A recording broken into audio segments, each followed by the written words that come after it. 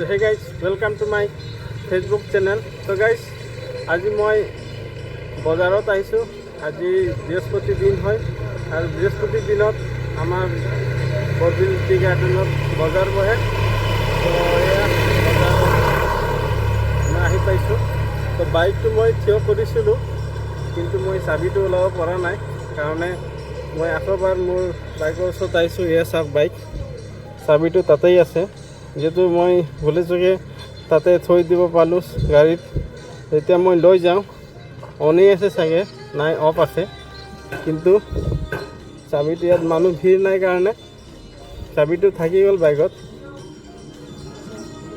তো এয়া মই চাবি ওলালোঁ আৰু এতিয়া বজাৰলৈ ভিতৰলৈ যাম। মই আপোনালোকক বজাৰ দৃশ্যটো দেখাই দি আছোঁ। এয়া চাওক, বজাৰ কি কৰি আপোনালোকক মই দেখুৱাম।